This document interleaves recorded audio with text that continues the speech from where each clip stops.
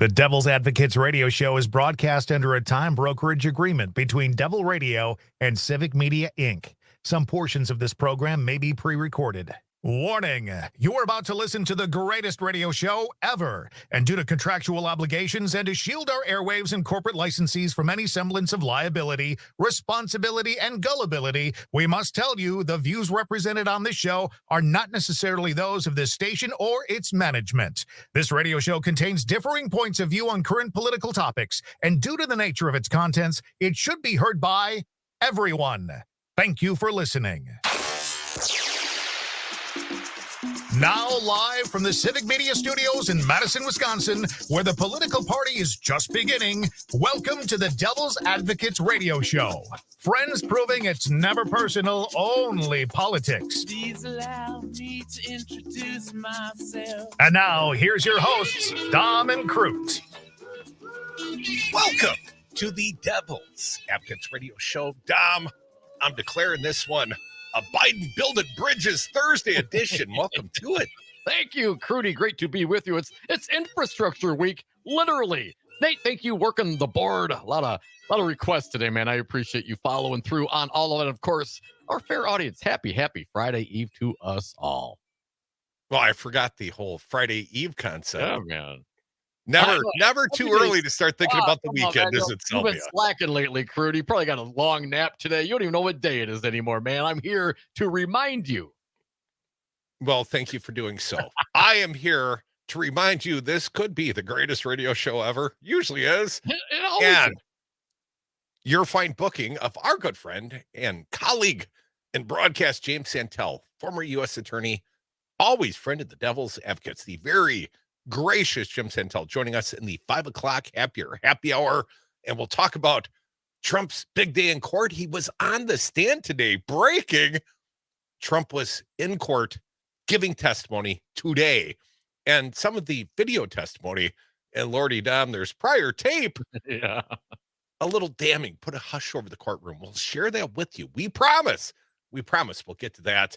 And you've been trying to work in some threatening video of extortion plots against Carrie Lake. Lake and what, the Arizona... MAGA-loving Carrie Lake. I know she recorded some Arizona GOP. I think it's the head of the GOP. Formerly, he's now stepped down. We got the recording of that, a few minutes of it. It's pretty entertaining. We'll play that for you as well today. I can't wait. Well, you're going to have to stick around for all 2 hours. But let's start with Joe Biden in the great state of Wisconsin. And all the political who's went to meet him. Dom, I saw Tim Walz, the governor of the great state of Minnesota. Shout out to our friends, 950 AM KTNF. Woo-woo. And Tony Evers, obviously the governor here of the state of Wisconsin. Tammy Baldwin, U.S. Senator, our favored. The unbeatable Tammy Baldwin was at the bridge today. The unopposed Tammy Baldwin? To this point, effectively unopposed.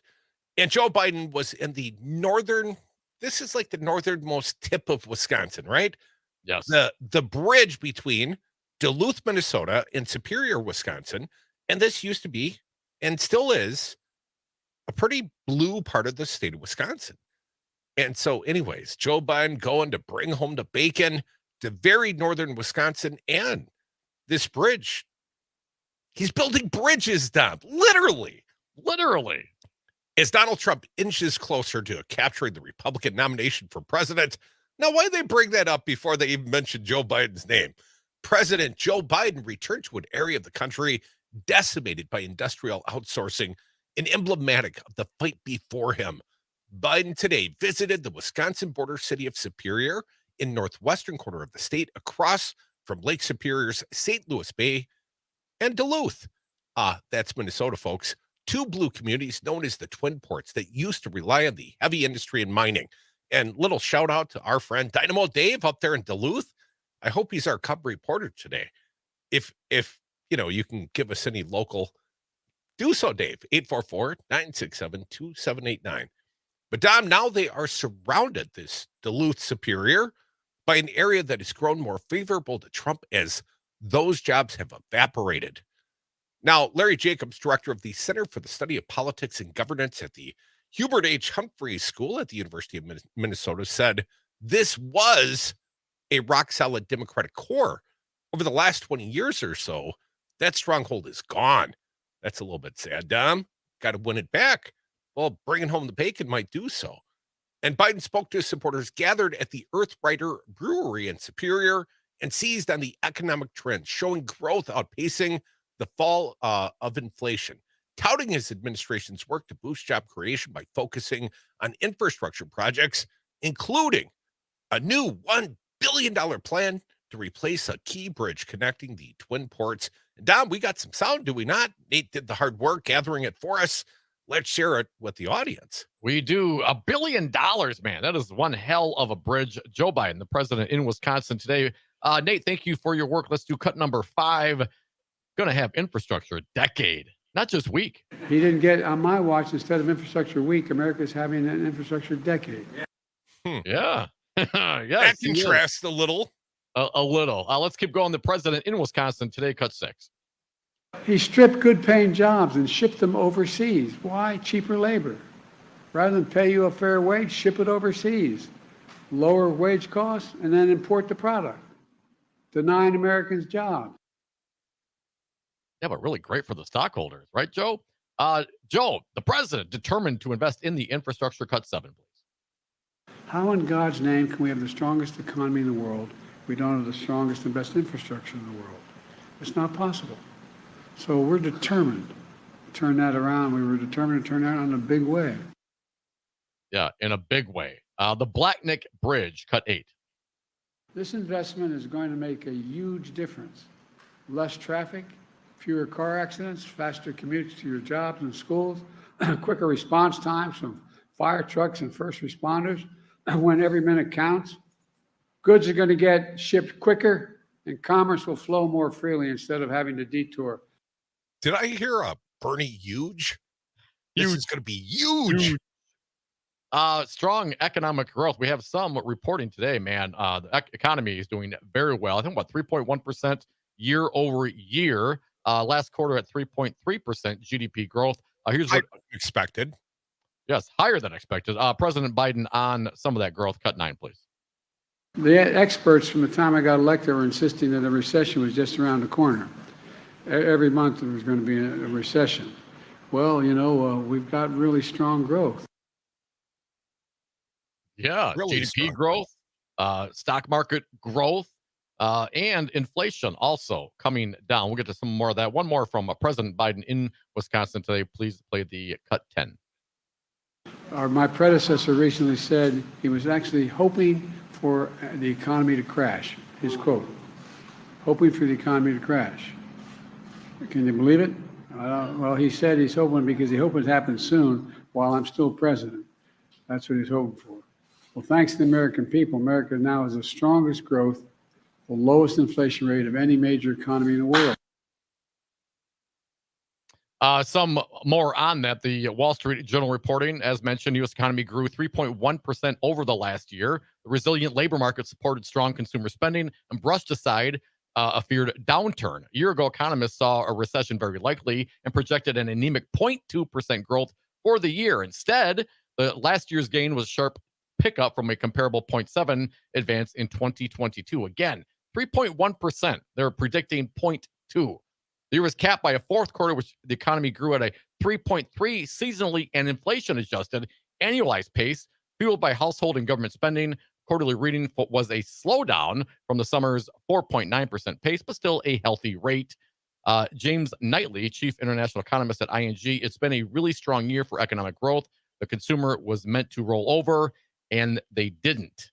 The expansion will continue into 2024, perhaps slowing down a little bit. Maybe the Federal Reserve will lower the interest rates, but coming in for a soft landing. The final 3 months of the year looked a lot like the soft landing the Fed officials have been seeking to achieve. Growth was strong. Employers added nearly 500,000 jobs, and inflation cooled to an annualized 1.7% rate, below the Fed's 2% target.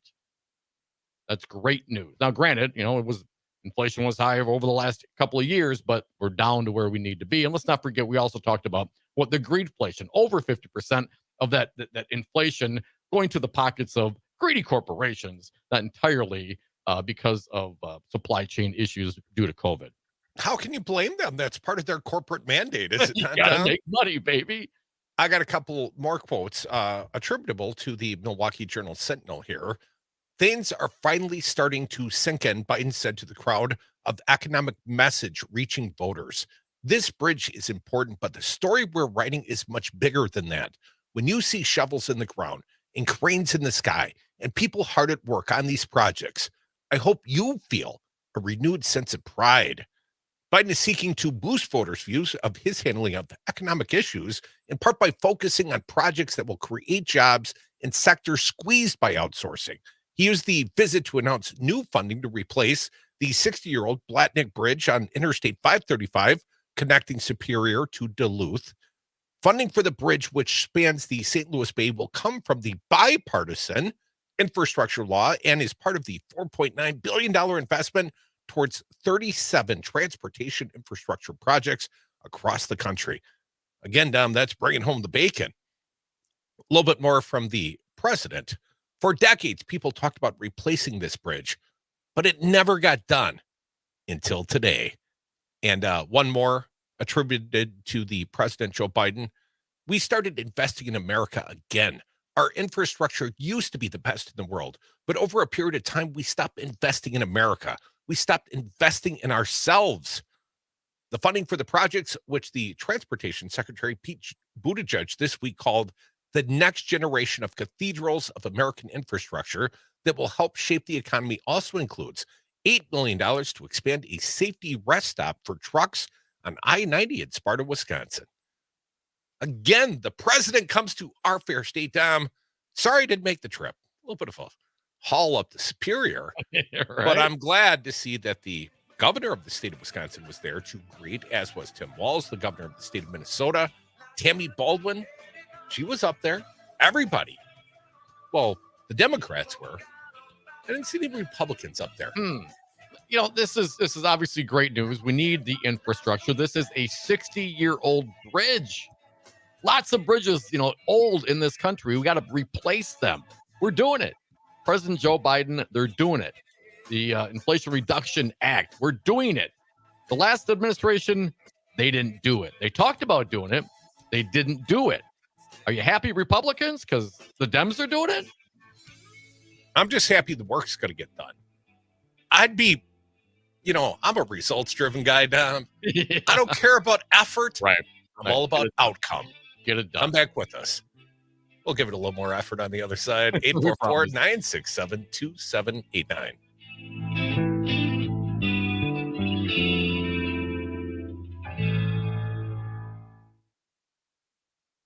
2.7 WMDX. Do you have questions about whether legal cannabis is right for you? I'm Alan Robinson, co-founder of Herbal Aspect. Cannabis is my business, my vocation, and my passion. Schedule an in-person or virtual cannabis consultation with me. A $50 value at no cost, just for Devil Radio listeners. Receive personalized advice, benefit from my undivided attention, and I'll guide you through helping you make an informed choice among Herbal Aspect's extensive selection. And get 10% off your first purchase when you use the code Devil Radio at herbalaspect.com. Darcy Haber, I hear you have solar panels on your office building. Since when are real estate brokers so concerned about the environment? Crute, you should know that at Solidarity Realty, we provide outstanding real estate service while adhering to our core progressive values. Environmental sustainability is a big part of that. So you really walk your talk, huh? Yeah, I even walk to work. Come on, always. Well, sometimes I bike, and if I have an appointment across town, I use my solar panels to charge my plug-in. Solidarity Realty. They're real, they're solid, and they're honest. Check them out at Solidarity Realty.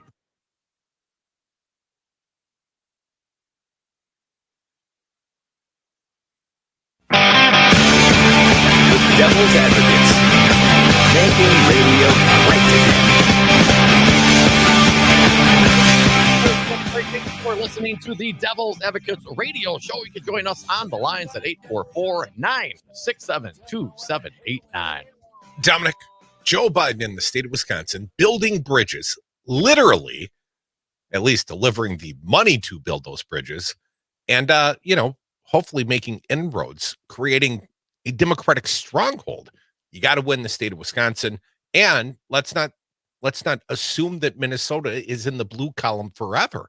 You got to win Minnesota. I mean, this is the part of the electorate that if they don't support Joe, it's all over but the crying, folks. But I feel quite confident when the president gets to come to my backyard. Well, five hours or more away, but it's a big Close state. enough. But when he comes to Wisconsin and he can talk about bipartisan achievements, investments in infrastructure, building bridges, I mean, that's the good stuff. You know, I mean, come on, this is the basics of government, man. You know, fix the roads, make sure the infrastructure is there. That's one of the purposes of government, to provide for the general welfare of its citizens. Well, I do recall they did have a problematic bridge once upon a time in Minnesota. It's been some years now. Terrible. Yeah. But that was a tragic accident when that bridge fell. Folks, we are the Devil's Advocates, and we always welcome your participation in the big show, 844-967-2789. But let's contrast for just a minute, Dom. All right. While Joe Biden's bringing home the bacon, getting stuff accomplished, building stuff for the people of Wisconsin and Minnesota, what are the Republicans in the great state of Wisconsin doing?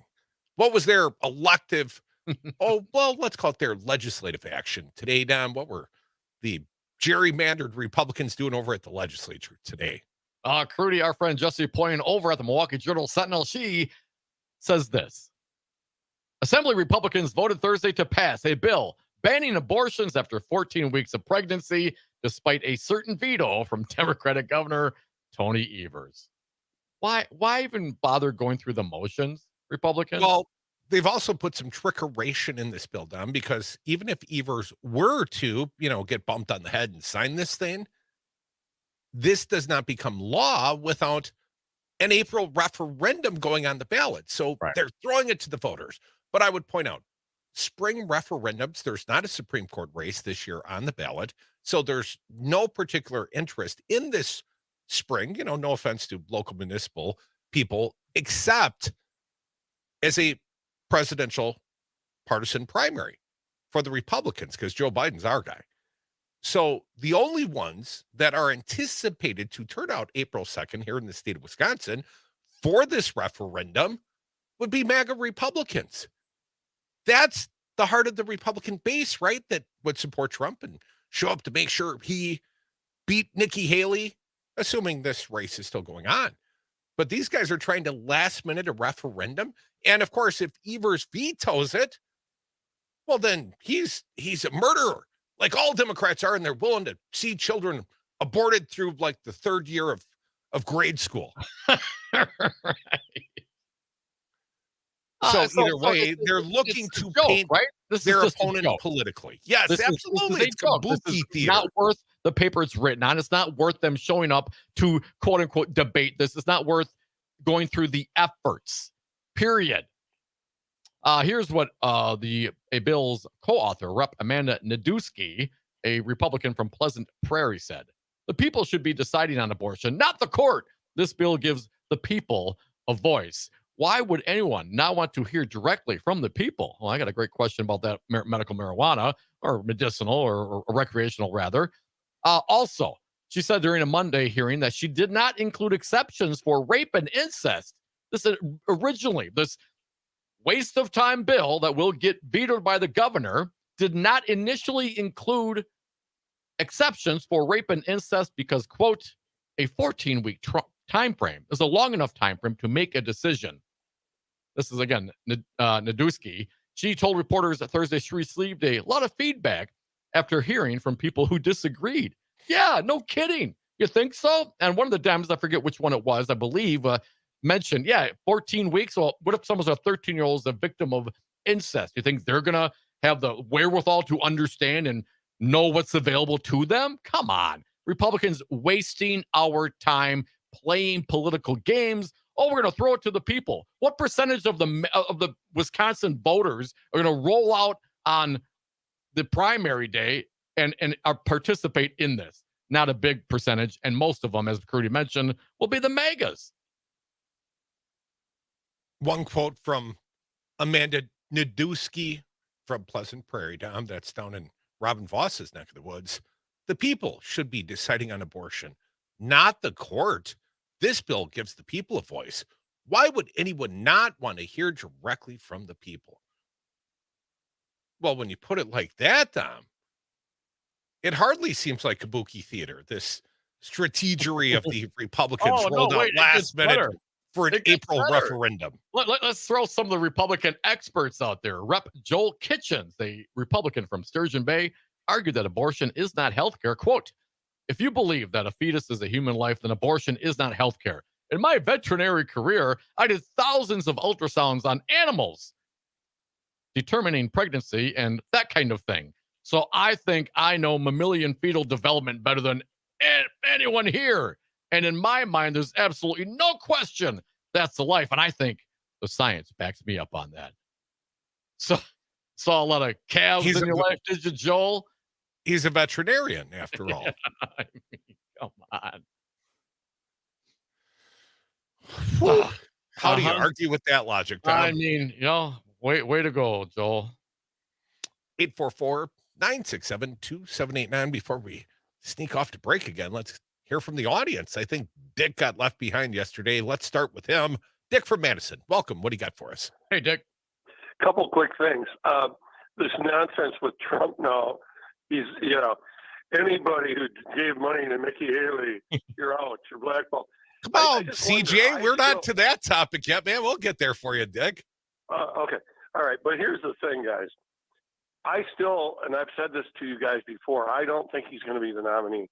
Something's going to happen. The wheels are going to fall off, and you're watching it just with his meltdown. But get beyond that. Are you telling me that if he was the nominee and the Koch brothers decided to get back in the arena and, no, we're not taking that money. Right. No, I'm not. No. And then one other thing. This is great up in northern Wisconsin, Minnesota, but what I'm sick of, they better get the bird dogs out there, and any Republican who wants to run out there for a photo op, the Democrats have got to be there ASAP right behind them. And you did not vote for this. As a matter of fact, you voted against it. I'm tired of them taking credit for things they had nothing to do with. I know. I hate when Dom gets some of the super cool attribution for the show. I know, Dick. It is a little frustrating. But yes, this is great. This is going to be a great investment in our community. Did you vote for it? Well, no. I mean, it was a Joe Biden bill, and I couldn't vote for it. But it's here, and we're happy. And really, that's how it is. That's how the politics plays out. And you're absolutely right, Dick. They should not take any credit for it. In fact, they should get bird dogged often, every time they show up and claim responsibility for something that they voted against. Like doggedly. Come back with us. We'll get to more of your phone calls. 844-967-2789. We will get to, topic jumping Dick's future questions about what to do with the Nikki Haley donors and whether or not you can buy someone out of running for office. Is that corrupt? We'll try to answer that question a little bit later in the big show.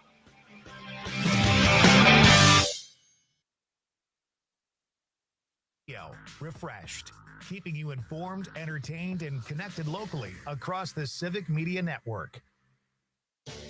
The Civic Media Network of radio stations across Wisconsin. It's your hometown radio. Refreshed.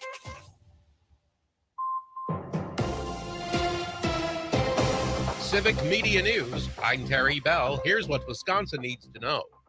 Governor Evers promises to veto a redistricting bill making its way through the legislature. Republicans are touting the bill as 99% of what Evers asked for in a map proposal in 2021, but Evers says changes made to the proposal still amount to gerrymandering. The state Supreme Court will enact a redistricting plan this spring if lawmakers and the governor don't do it first. Older people in western Wisconsin who need rides to doctor's appointments are in a difficult position now that two major hospitals and several clinics are closing this spring. Bobby Hegda runs the new Freedom Transportation Program. We have some counties that there are no drivers in, and so we're constantly recruiting 24 hours a day, 7 days a week. Hegda says the situation's been bad since the pandemic. I'm Terry Bell, Civic Media News. Now, here's what you need to know closer to home. For WMTX News, I'm Nate Wuggyhout. A coalition of Dane County law enforcement agencies gave out over 200 traffic tickets after a 2-day crackdown on impaired driving. The State Patrol, Sheriff's Office, and all county police departments took part. They made 7 OWI arrests and 21 arrests for other crimes. They say that their goal was not just to arrest people breaking the law and give out tickets, but to keep all the roads across Dane County safe.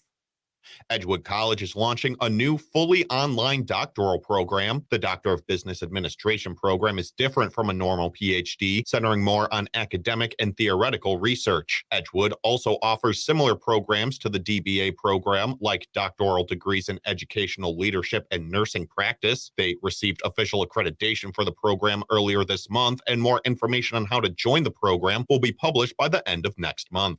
And that's what you need to know. I'm Nate Wuggehout, WMDX News.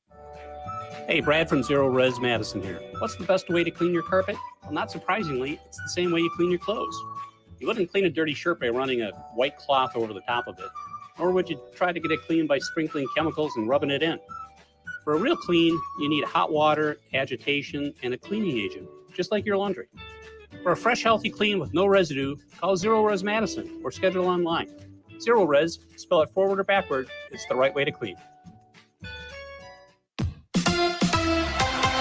The Bucks win at home. Hi, I'm Mike Clemens with sports. A week ago, the Bucks lost by 40 points to the Cavaliers in Cleveland. Last night, it was the Bucks 126-116 over the Cavs at Fiserv Forum. Damian Lillard with 28 points and was asked what went through his mind after hearing Adrian Griffin had been fired as head coach. Like everybody else, just kind of surprised by it. But I've also been around long enough to know that it's part of the business. Joe Prunty on serving as interim head coach until a new one is officially announced. In all of my years of doing this, whatever.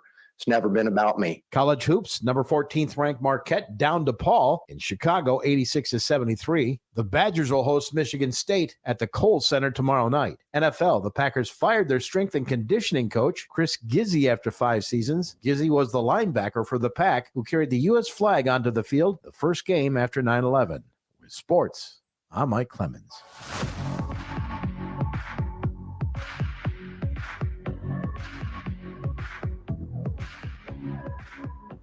I'm meteorologist Mace Michaels. Tonight, a cloudy sky, patchy drizzle or freezing mist in foggy areas, and a dense fog advisory with lows in the low 30s. Tomorrow, clouds, fog, and some drizzle, highs upper 30s. Friday, little change, drizzle, a cloudy sky, some foggy areas, and highs to the upper 30s. Currently 35 degrees. My doctor told me my blood pressure is borderline.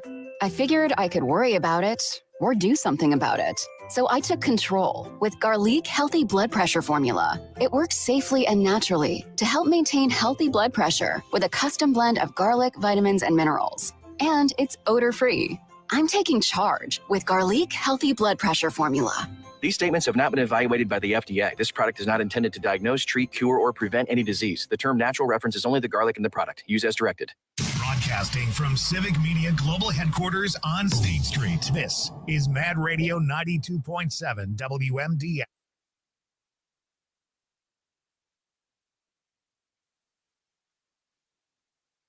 %60 of the time, they're right every time. The Devil's Advocates. Welcome back to the Devil's Advocates Radio Show, the Biden Building Bridges Thursday edition. Welcome to it. We're going to have a fine guest joining us in the 5 o'clock happy hour. Our friend James Santel, former U.S. attorney, going to talk many things legal. Maybe the E. Jean Carroll, the testimony. Trump on the stand today. We'll get to that. But before we get back to the lines, and we do see you callers, you can be a participant in this fine exercise. 844-967-2789. We insist you participate in democracy and the Devil's Advocates. But I just want to point out something I find a little humorous. What's that?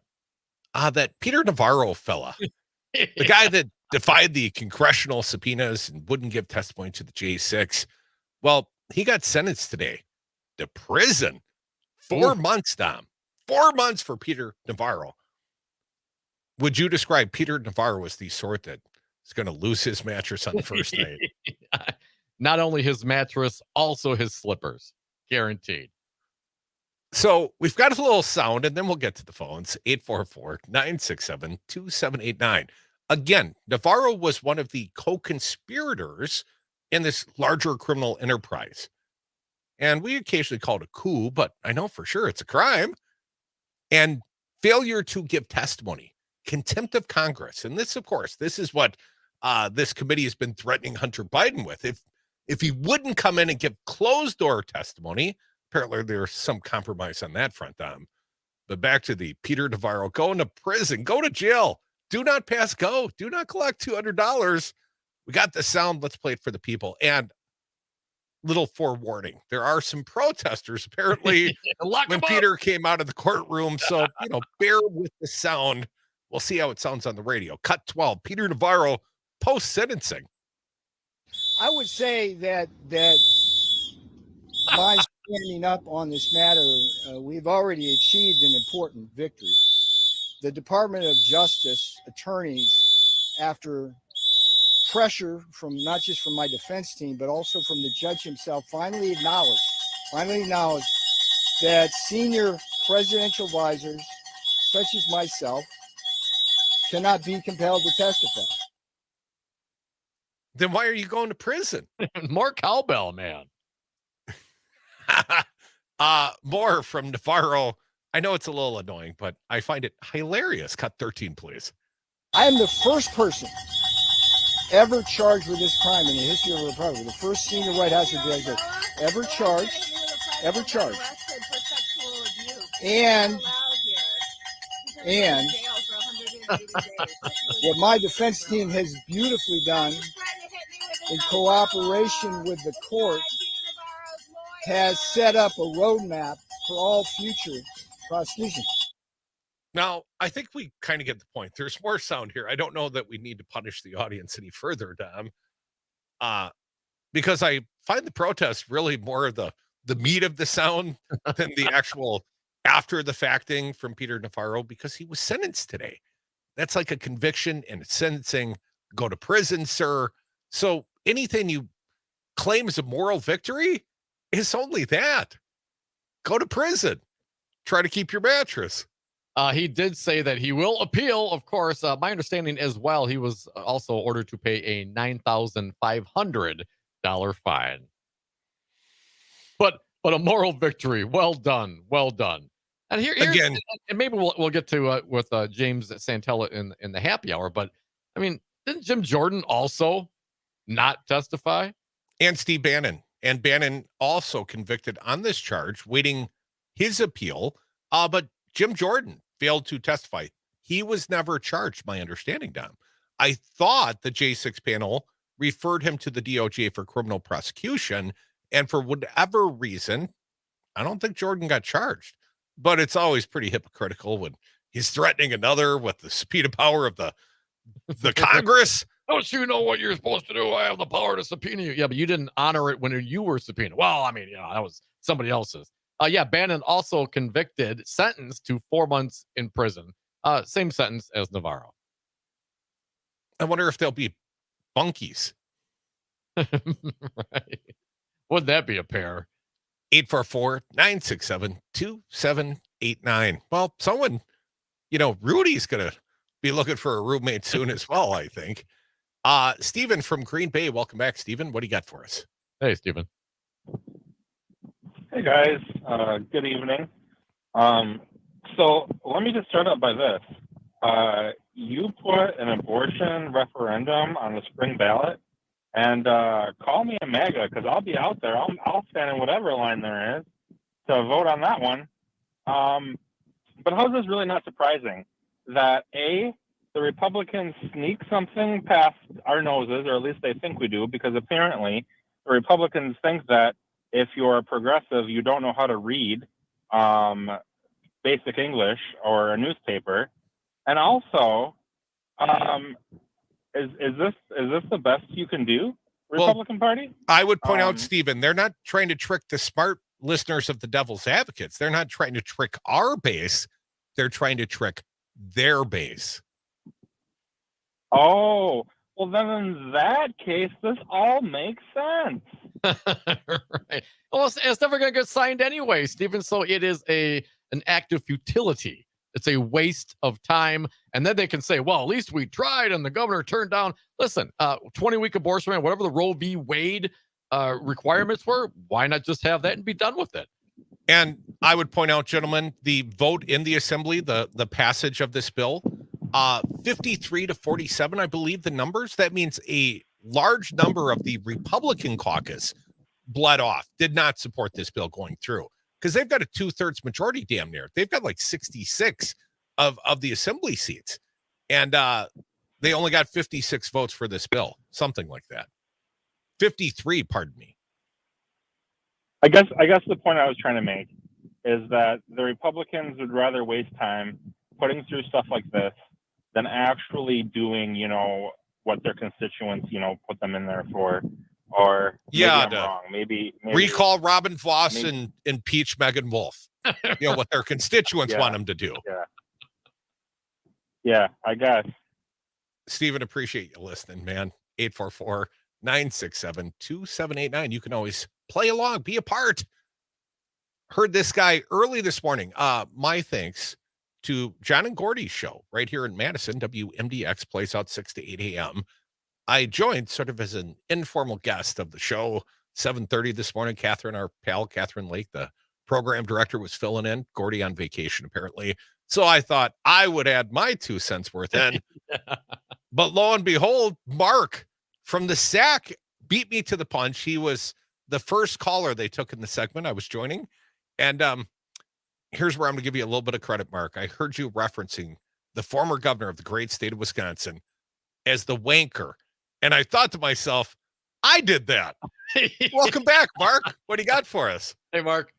Yeah, thanks, guys. And it's ridiculous. Part of the reason I think some of the Republicans voted against it because 14 weeks is too long for them. They don't think we should have any abortion at all. Period. And Scott Walker, I was reminded that Scott Walker back in the day. Women just get over rape, and it just takes a little bit of time. Then you accept the fact that you're pregnant and just are overjoyed by your pregnancy if you're raped. That might be part of it there, but what I originally called in on this, that's not the only nonsense the Republicans are playing, is that they gerrymandered their maps once again, ensuring, making some Republican seats safe. And what should be happening is how the past voting patterns should have nothing to do with how the maps are drawn. It should be just based on the community alliance and by population to draw those districts. And that way we would actually get fair maps. That here are Mr. Contiguous and compact again, but you have to have the rules for both the assembly and for the strictly according to the Constitution how those districts should be drawn. It should have no political, interest at all when considering those maps. Well, Mark, that's a noble thought. what a concept.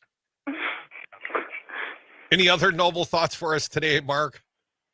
Well, I guess I'm not beyond that. I mean, I could probably come up with something, but I'm just interested. What was CJ banned this time? He said a bad word. No bad words, Mark. Can't say bad words on the FCC radio. But we appreciate you chiming in, Mark. Always love the support. Thank you. 844-967-2789. I was just about to chastise Mark for failing to call the former governor wanker. And you and I talked about this off the air. I obviously took some pleasure from the fact that he's picked up my vernacular. Yes. And you said something to the effect, yes, you, like the former president, Trump, have what? Lower the discourse. Lower the discourse.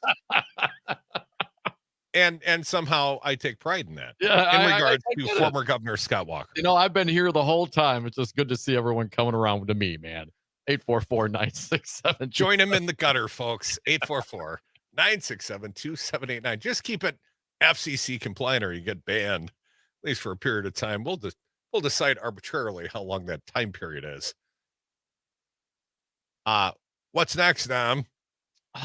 Well, do we want to get to the Carrie Lake sound? I know this is kind of intriguing. I know you do. I do, man. We gotta have to get to it. So, Carrie Lake recorded Jeff DeWitt. He was the Arizona GOP chair, the head of the Arizona GOP. And apparently now, since this recording has been released, he has resigned that position. And maybe you can figure out why. Nate, thank you for stumbling through the virus-infected sites to drag this sound out for us. Here is... It was his own personal Vietnam. Here's some of the recording of Carrie Lake and Jeff DeWitt, the former head of the Arizona GOP. Let's play the first one, please. So what's going on? What is? I'm assuming this is our friend. This is back east. Back east. There are very powerful people that want to keep you out. Oh no, they do. But they're willing to put their money where their mouth is in a big way. So this conversation never happened. This is crazy, though. They should want me. I'm a great candidate. People love me. These people are corrupt. People love me. Well, maybe you're right. They are right. They are corrupt. Maybe. This never happened. Don't go. Do me a favor, though. I'll get myself in trouble. If you say no, which is fine, it's your choice. Don't tell people. They're gonna try to have me murdered. Today's world, man. If that stuff that came out last week is right about the cartel stuff, I mean, they say the cartel's operating in 50 states right now, like all 50. You know? Wow. Okay, so very powerful people want to keep you out. Let's keep going. Carrie Lake recording Jeff DeWitt from Arizona GOP. Cut 2, please. So what's going on? Who is it? What? Forget the who. Forget the who. Let's just say there are people calling around saying, gosh, no, they can't repeat this. Never repeat this. If you say no, don't, because say, I got offered to buy out. Don't use it. Don't say it. Lose our ability to get things done in the future. Here's my problem. Rather than just say, let's work with her, she's a great candidate, because they don't own me, and it pisses me off. Yeah, I don't know it's about ownership. It's about control. I don't know it's about control. It's about being on the team. I guess that's, you know what I mean? They want to be on the team. They want you to be on their team. But That's a different way. But if they're pushing a globalist agenda, I can't do that. So what do they want? What do they want me to do? You want to stay out for 2 years. Stay out for 2 years. Stay out for 2 years. Right. One more, please. Do we have time for it? Oh, damn. Okay. We will come back, play the last cut, and then we'll talk perhaps a little bit about this. Jeff DeWitt, I don't want to be very, very clandestine about it. Don't tell anybody. We want you out for 2 years. And they'll pay you. Is it corrupt? Well, maybe. Is it? But don't tell anyone. We'll discuss. Right. I'll get in trouble. We will discuss. Kurt, if you More. pay me to be off the radio, I might take it. I don't even see paying you to be on the radio. Are you kidding me? Come back. More Devil's Advocates. You better earn it, Dom. 844-967-2789. That goes for all you people.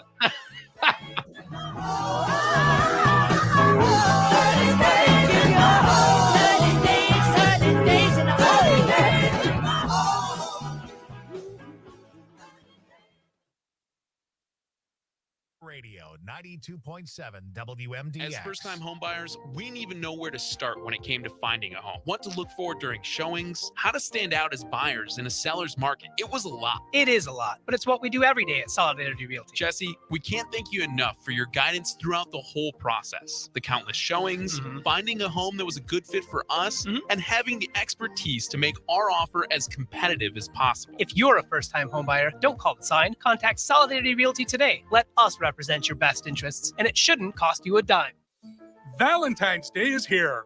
This year, give the ultimate gift. Name a star after your sweetheart. This is Rocky Moselle with International Star Registry. For 45 years, we've named millions of stars for celebrities, dignitaries, and individuals worldwide. For $59 and a call to 800-282-3333 or visit starregistry.com, you can give the most memorable gift. The star you name will be recorded in book form in the U.S. Copyright Office. Visit starregistry.com or call 800-282-3333.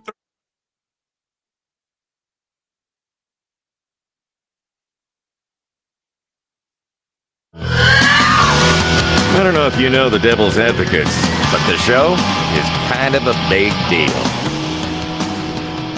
Yeah, thank you for listening to the Devil's Advocates radio show. Going back to the phones momentarily, 844-967-2789. Want to lay down this last track Carrie Lake recording conversation she had with Are the they in a former smoke-filled room here? Arizona GOP What's the Chair location? Jeff DeWitt. I do not have that in front of me. I hope but there's some cigars or something. You know, I would hope so. Smoke-filled room, Very powerful clandestine people wanna meeting. kick you out. They're willing to put their money where their mouth is in a big way. So this conversation never happened. Hey, forget about it. Let's hear the last cut from Carrie Lake. There's more to it, but Nate did the breaking it down for us. Play cut 3, please. But I'll tell you what I can offer you. But I said you can do whatever you want. It's talking head, isn't it? So the ask of me was, it's kind of funny. So the ask I got today from back east was, east. Is there any companies out there or something that could just put her on the payroll and give her to keep her out? And I said, well, what do you want to do? Like, whatever we need to do. This is about defeating Trump. And I think that's a bad, bad thing for our country. DeSantis is not America first. This is about the final death blow to Trump. And I don't think that's good for our country. And you know I love Trump. I love Trump. It's not good for our country, Jeff. It's not. But at the same time, I'm not even sure Trump can win again. I don't know that he can win again. I didn't hear that last part, Dom. What do you say about Trump? He said he loved Trump. I didn't quite decipher that as well. You got that, Nate? So what he said at the end there was, I don't think he can win. I don't think he can win. According to the Washington Post, DeWitt on Wednesday accused Lake of releasing a selectively edited audio recording of a one-on-one conversation that took place more than 10 months ago inside Lake's home. He also claimed that he received an ultimatum from Lake's team to resign Wednesday or face the release of a new, more damaging recording. Recording what was made public, he said, is not only taken out of context, but also undermines the integrity of private discussions critical for party leadership. Yeah, sure it does. We'll give you some money to go away. All right, but it's a and that's fine. The Republican Party's in disarray, right? Let's just say it. They're in disarray. This is Arizona, man. I mean, they're in disarray. I mean, the dude just left, right? Michigan, they're in disarray. Oh my God, they got no money and they're fighting over what's going on over in the state of Michigan. So Republican parties all over the country at the state level, as we know this, because, Trump is the chaos candidate and he's going to divide people. And this is perhaps an example of that. But how's it any different than a non-compete? You mean like something that would happen in corporate world, industry, Yeah. where, you don't want that person anymore, but you don't want him working for your competition, something like that? Yes, exactly. I don't see a lot of difference, except when he starts saying, but you can't tell anyone. And the folks back east, I mean, that is quite different than a job offer or the offer of a contract that would give you some financial reimbursement for not competing in a with a non-disclosure, man. I mean, it's the same thing. And if the person, if Carrie Lake or anybody decides to engage, well, then they would decide. How would it be any different if there was a close advisor of perhaps Carrie Lake or anybody in this situation said, hey, here's your options. This is what I think you should do. We got someone over here to pay you to be a talking head, a couple $1 million, yada, yada. I suggest you take it. Then you take it. That's great. That's okay. But if it's in this kind of situation, then somehow that's unacceptable. Yeah, because it goes to intent. It goes to the corruption. I mean, Carrie Lake pointed out, this seems pretty corrupt. Yeah, could be. Well, because how? It's not like they were offering her a job. They didn't want her services. In fact, they wanted her to get the hell out of the way. Yes. So I would say that this is a corrupt purpose, a corrupt intent being offered here. How do we know this? Because he won't express who's making the offer, for how much. Yeah, the guys back east, powerful people. And when she throws out there, they want to have me killed. I mean, if you're dealing with Disney Corp, let's say, Mickey Mouse ain't putting a hit out on you. You know what I mean? They didn't threaten Ron DeSantis. Well, I think this is more about her mindset than the actual, did the folks back east want her killed? I mean, but pretty... at least in the sound we heard, he didn't contradict her. I mean, come on, man.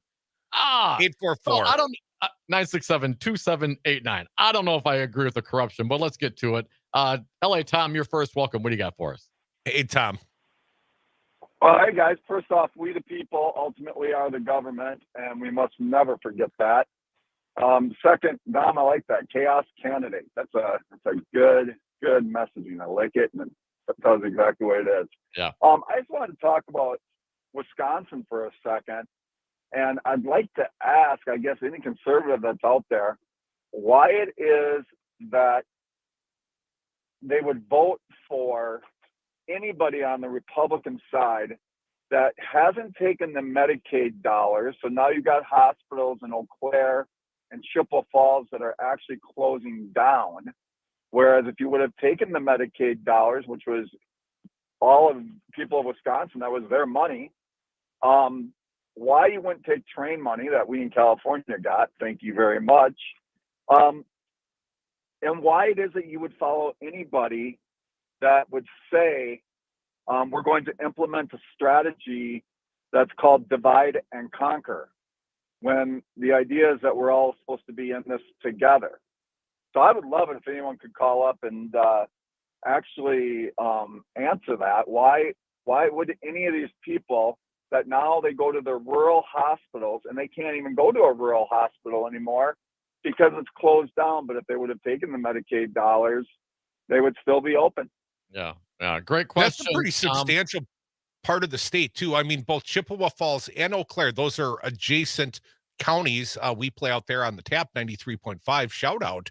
But in those counties, they're losing two major medical hospitals in two counties, in two adjacent counties. That is a region that's no longer going to have two hospitals. That is going to be disastrous for the healthcare outcomes in certain parts of the state. Do we have time? Only 1 minute. Sorry, callers. Stand by. Our friend, former U.S. Attorney James Santel, going to join us at the top of the hour. We're going to get into some of the, Trump cases. Trump on the stand today. Apparently, not very exciting. Apparently, for about less than 3 minutes. But I understood it only took him about 60 seconds to break the judge's orders. Did I just hear you tell the callers to stand back and stand by? A happier happy hour with James Santel, as mentioned, friend of ours, host extraordinaire. You can always hear him on the Saturday morning. Since Tom's already looking forward to the weekend, better get it out there. Jim does his show 9 to 11 a.m. Saturday mornings right here on the Civic Media Network. But you're going to stick around for him because he's always best when he's on the Devils.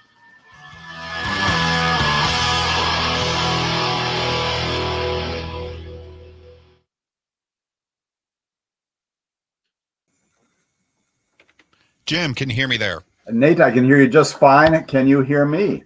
Yes, I can. Thank you so much for joining us. I am delighted once again to be with you, and only slightly less delighted to be with your other two cohorts there. So we'll get through the afternoon somehow. Hey, I have their mics turned off, so they can't answer to that. Or not, right? Let's see. Yeah, thanks for coming on. You're sounding good. I'm not sounding too loud in your end. Not at all. Nope. Sounds just great. Perfect. Yeah, I got some Ronettes and some Four Tops lined up for you here. So be back in just a couple minutes. That sounds great. Thanks, Nate. All right. Thank you. Your home in our community.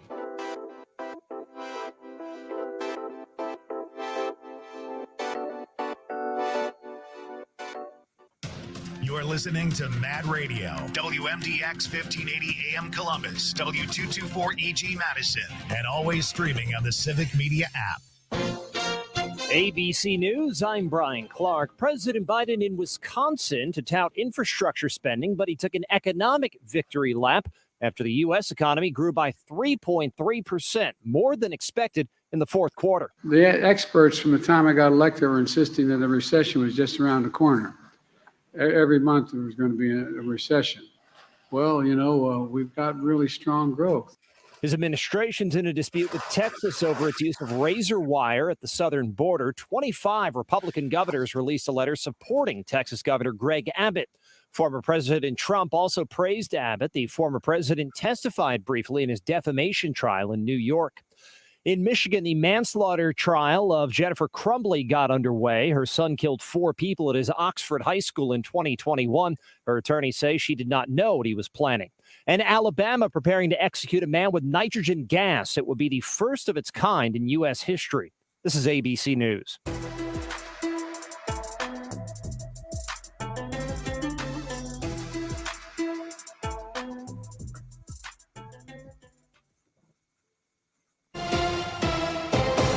Civic Media News. I'm Terry Bell. Here's what Wisconsin needs to know. President Biden in Wisconsin today announcing $1 billion to replace Superior's aging Blotnick Bridge. Biden says the investment will make a huge difference. Less traffic, fewer car accidents, faster commutes to your jobs and schools, quicker response times from fire trucks and first responders when every minute counts. Goods are going to get shipped quicker, and commerce will flow more freely instead of having to detour. It's part of the $1 trillion bipartisan infrastructure law paying for bridge and road repairs across the country. The Wisconsin Assembly today is giving final legislative approval to a bill to put new abortion restrictions, with some exceptions, to a binding statewide referendum in April. Governor Evers has said repeatedly he will veto any bill that makes abortion less accessible. I'm Terry Bell, Civic Media News. For WMDX News, I'm Nate Weggehout. Forward Madison and the United Soccer League are looking to develop more BIPOC and women's soccer coaches. Their new DEI program, called USL Forward, is meant to educate coaches from underrepresented backgrounds. Forward Madison officials say that fostering a culture of belonging is not just important to them, but helps improve the innovation and success of soccer as a whole. Madison joins 4 other teams in participating in the program during its pilot year. The University of Wisconsin-Madison is teaming up with the Red Cross to see if they can collect more donated blood than some of the university's biggest rivals. The Share Your Big Heart Challenge pits the university against Michigan State, Penn State, and the University of Michigan to see who can donate the most blood in a month. Anyone who donates to the Badgers from now through February 23rd will get a $20 Amazon gift card. Last year's competition saw a total of 3,000 blood donations. And that's what you need to know. I'm Nate Weggehout, WMDX News. Hey, Dom, how many palindromes can you name in 30 seconds? Race car, mom, dad, reefer, kayak, level. Did I say mom already? You're forgetting one really important one. Zero res. Not only is it the coolest palindrome ever, it's also our favorite. Right, I remember. Why is that again? They advertise with us. Zero res, my favorite palindrome. And carpet cleaner. Get the best carpet cleaning ever. Schedule your carpet cleaning online at zeroresmadison.com. Tell them the Devil's Advocate sent you.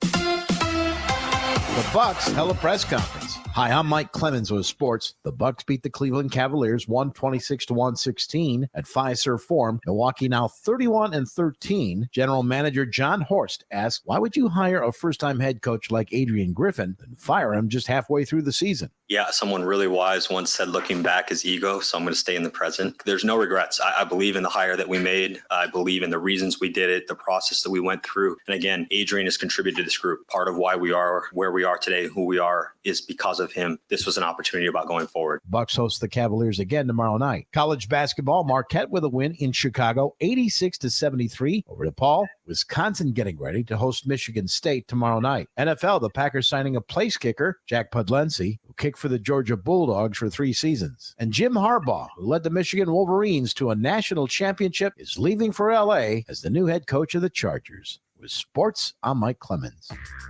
This is your hometown radio, refreshed, keeping you informed, entertained, and connected locally across the Civic Media I'm Network. meteorologist Mace Michaels. Tonight, a cloudy sky, patchy drizzle or freezing mist in foggy areas, and a dense fog advisory with lows in the low 30s. Tomorrow, clouds, fog, and some drizzle, highs upper 30s. Friday, little change, drizzle, a cloudy sky, some foggy areas, and highs to the upper 30s. Currently 35 degrees. Hi, I'm Mike Crute, and I've signed my share of commercial real estate leases. In Madison, I highly recommend Jeff Jansen from Altus Commercial Real Estate. Jeff guided me to my first radio station location on the west side. He helped us move to University Ave, and eventually Jeff set up the lease on the Civic Media World headquarters. No one works harder to provide options in commercial leasing. Call Jeff Jansen and his team at Altus Commercial Real Estate at 608-338-1101. Hey, this is Aaron from the Todd Alba Show. On Friday, Todd continues his winter tour around Wisconsin, and we are joined by Peter Rapine of E-Bombs World. Join us noon to 2. Whether you're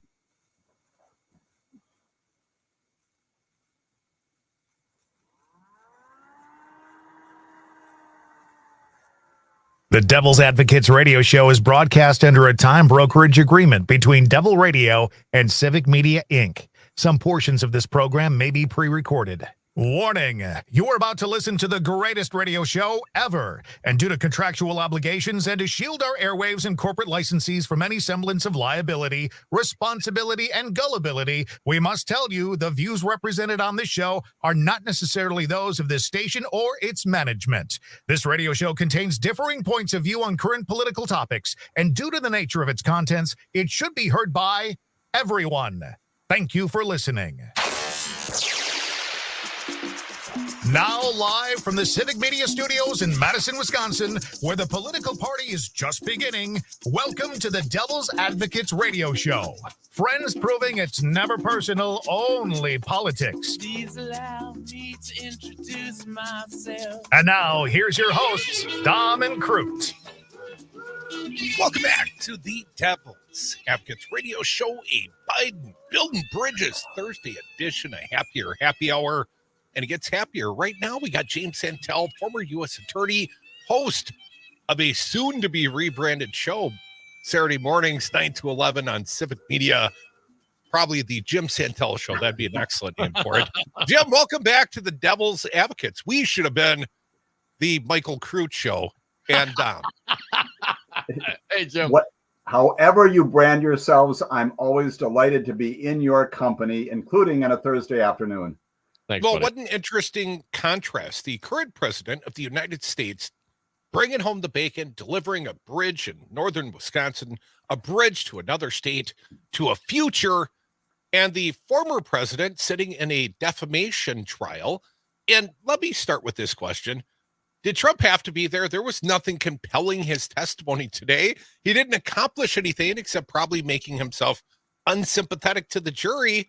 Why was he there other than what?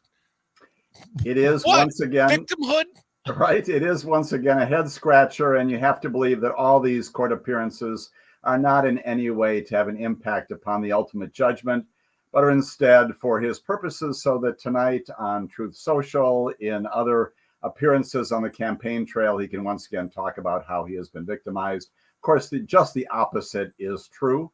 This is the portion of the trial. Judge Lewis Kaplan, federal judge, has previously ruled that the finding of defamation is solid. It is there. This is the portion of the trial we're focusing on damages. How much money should Donald Trump pay to attempt to restore E. Jean Carroll's reputation and her basic solid reputation in the nation? That's what this issue is about. The case, again, focusing upon monetary damages. To answer your question, no, there's no real, he could certainly be there. He's a right to be there as a defendant, but does not need to be there, and certainly does not need to testify because, as you indicated, I think about 3.5 minutes of testimony, all of it irrelevant, frankly, to any damages issue. And as you indicated in a previous segment, you got Judge Kaplan also cutting him off on the second question asked, because once again, he's gone outside of the parameters the judge has set, focusing on damages and not on liability. Also, his responsibility to rein that in, responsibility also of the trial attorneys themselves to organize this not well done by them once again. And James Santel, our good friend, former U.S. attorney, the underlying allegation here is that he raped a woman in a Bergstrom department store dressing room. And he has said many times, well, I don't know this woman. I don't recognize this woman. In my understanding, his prior deposition was played again. And we've seen this. We've got this sound. We're going to play it. If you'll indulge us, counsel, Nate, I'm going to need your help. Play Trump from his prior deposition.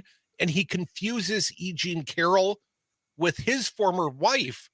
And they played this again today. In my understanding from the reporting I saw from the courtroom went silent. Play it for the people. I think so, yes. And do you recall when you first saw this photo? At some point during the process, I saw it.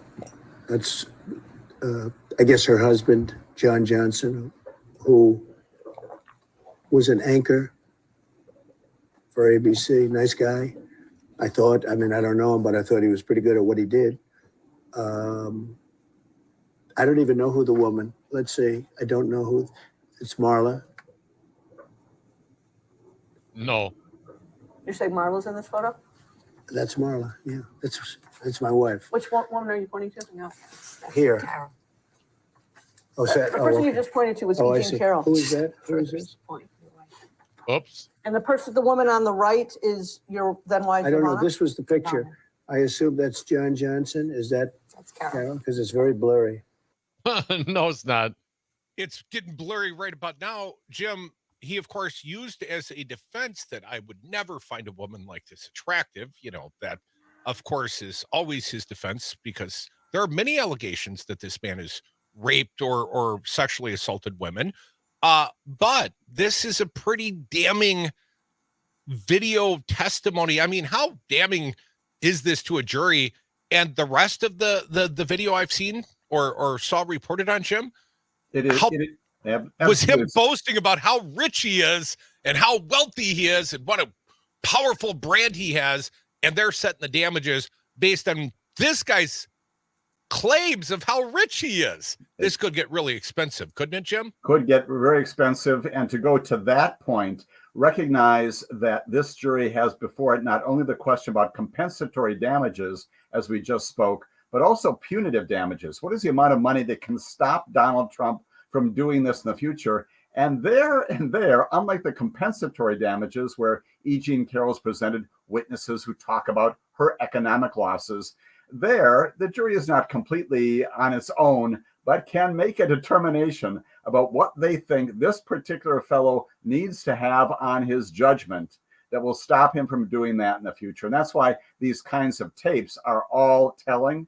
No doubt, silence in the courtroom. You can even hear Roberta Kaplan sort of during the course of the deposition. She's representing E. Jean Carroll during the course of the deposition, but also at trial. She is also probably just taken aback by this in the deposition when Donald Trump has identified Marla, and in fact, that's E. Jean Carroll. It is stunning, and it's been a part of the trials previously. This is not going to go well, and it's just more indication that the jury has in front of it not only a substantial basis upon which to return virtually everything that E. Jean Carroll and Roberta Kaplan are asking for, but also then to punish him, to stop him, to try to get his attention, if that's possible, with Donald Trump, and to tell him that you now have to pay this amount of money. You continue to do this, it's only going to get worse.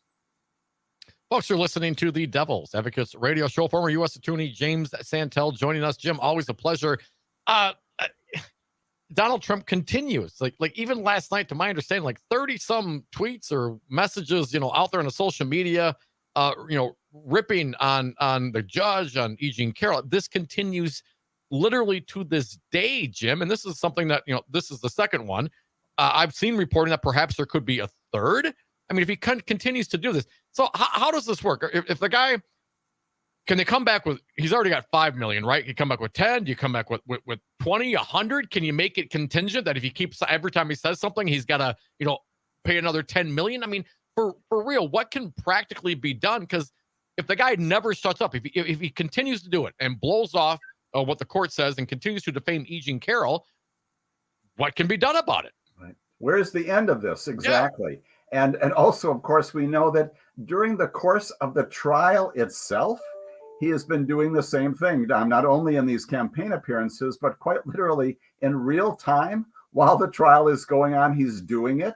It is stunning. And to Roberta Kaplan's credit, she is finding out about that and playing them to the jury almost in real time. There's more damage being done while the trial is going on. It is incredible.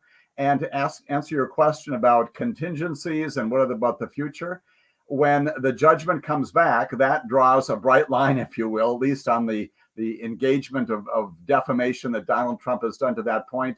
He does it again after the judgment comes back, and you're absolutely right. E. Jean Carroll can go back again and say, let's initiate yet a third round of litigation and start this over again. Again, that kind of thing, I suspect she's going to be arguing about that tomorrow morning when oral arguments happen. Be fascinating to hear what Donald Trump's lawyers are going to say about all this. But that issue, once again, of stopping him from doing this, that's what this case is all about. Who knows if he will ever pay these multi-million-dollar judgments, but they're intended to do just that. Deterrence, which we talk about a lot. Stop this. Stop this. It's only going to get worse. All right, Jim, let's move along. The 3-judge panel, the U.S. Court of Appeals in D.C., they heard oral arguments back on January 9th about Trump's, ultimate presidential immunity. I can do anything. I can, assassinate my political rivals. We haven't heard anything back yet, Jim. What does that say to you? This seems like a slam dunk to me. What are your thoughts, Counselor? It is a slam dunk. This is a no-brainer. This is nothing to see here kind of a thing, as we have chatted about before. No president in our history, no president of the Constitution has a right to a complete pass when it comes to criminal activity. And again, to make the point that we have shared before on this fine broadcast, if any court, including the Court of Appeals, including the Supreme Court, they shouldn't even come close to this. If any court says, yes, indeed, there is even some area of behavior where he has got a criminal immunity, that's when we've got kings. That's when our republic is destroyed. We go back then to having a monarchy as opposed to what we have today. So the Court of Appeals, that's right, January 9th, has taken this under advisement. It is the kind of thing that is so important to the nation, although the underlying issue is so ridiculous, but it's important to get this resolved and get this put to bed, because it is the one thing that's standing between a start of the trial in D.C. in front of Judge Chutkan on what Mike identifies as the single most important case. Appropriately, this is the interference case. The Court of Appeals needs to issue this opinion. I assume that they're putting together a 100-page order to establish this so that it's clear on appeal.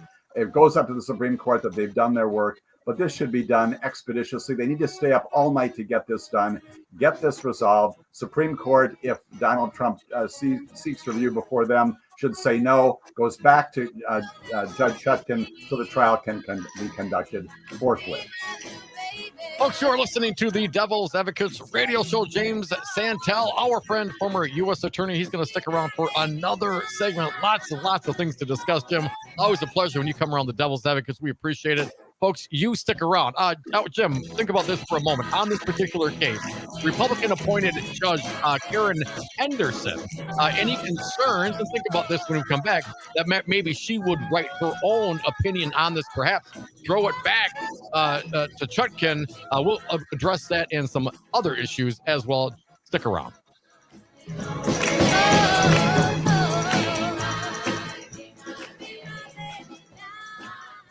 You got it. You got another one right there. That's another one, pal. One more right there. I'm doing society a favor. So that's another one right now. With the greatest radio show ever, well done. Start getting return on your investment immediately. The Devil's Advocates mess with the bull, you get the horn. Just like you, and like you, we can't afford advertising that offers no return. The Devil's Advocates listeners support our sponsors and the mission. Tell you when your messages are working and put cash in your register. So invest your ad dollars to reach our raving Madison and Dane County fans, or affordably reach the whole state, Chicago, Minneapolis, and our nationwide stream audience today. The Devil's Advocates can be the voice of your business, hold special events at your location, interview your staff for satisfied customers to lift your business. Contact us today, Crute at darnwy.com. That's Crute at darnwy.com.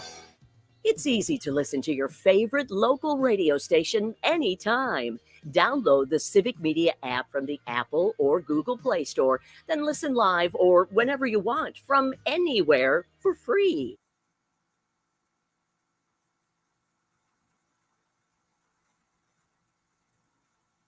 The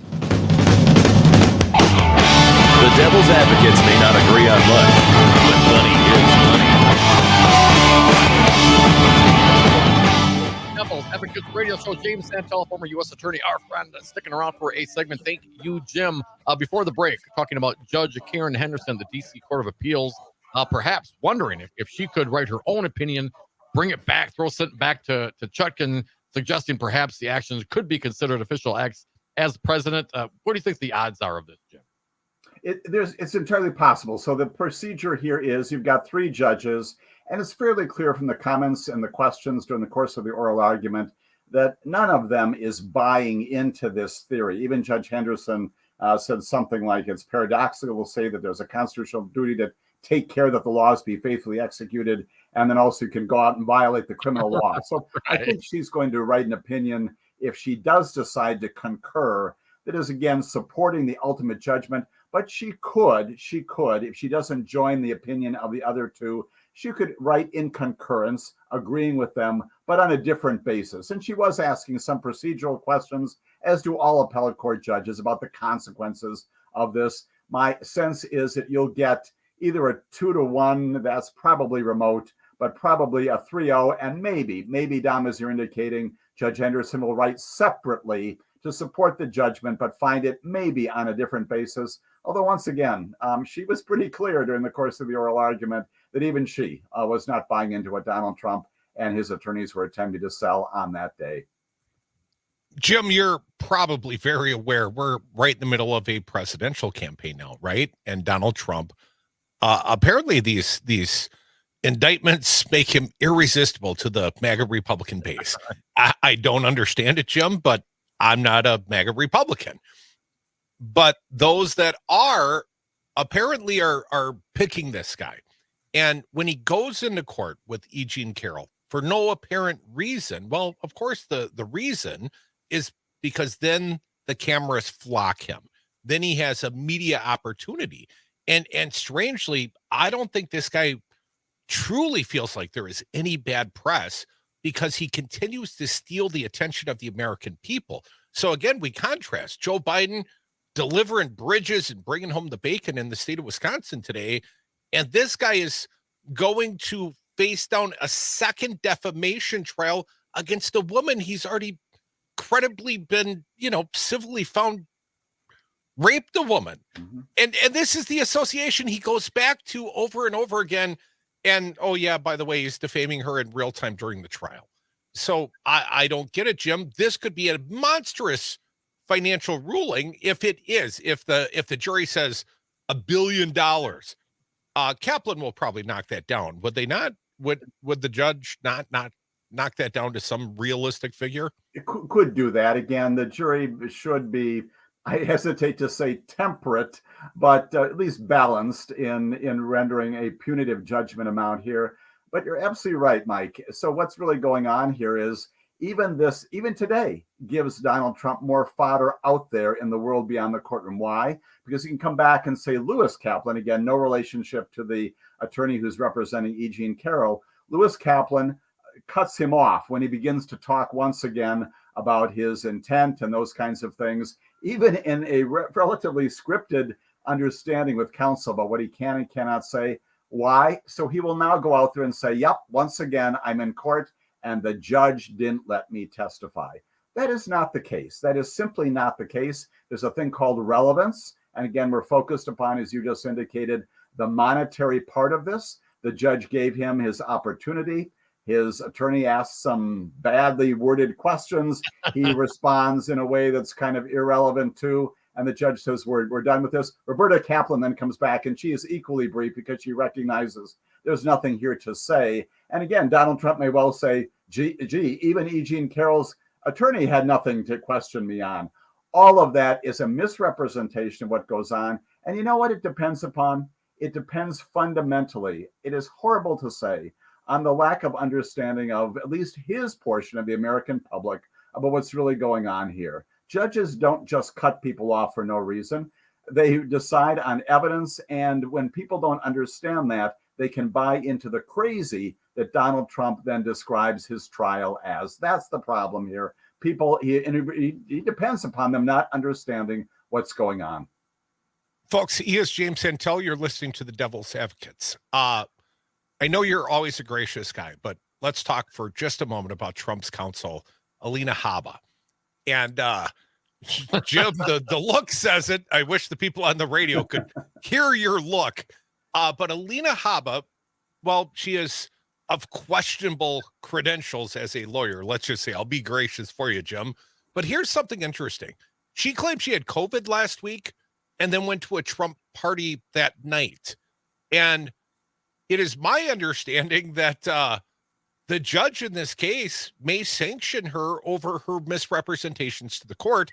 Jim, I've always tried to tell the truth to the court. Can you tell me what would that look like? And, is this monetary? Could she get disbarment? How serious could this be?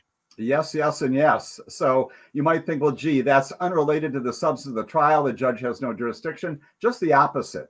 If, especially in a situation like this, where the trial was what? The trial was delayed because of this COVID concern, right? If I stand up and I say, you know what, Your Honor, I can't go ahead because my witness is not prepared. They haven't arrived yet. There's some other problem I have. I've got a personal issue. My family has a health emergency of some kind.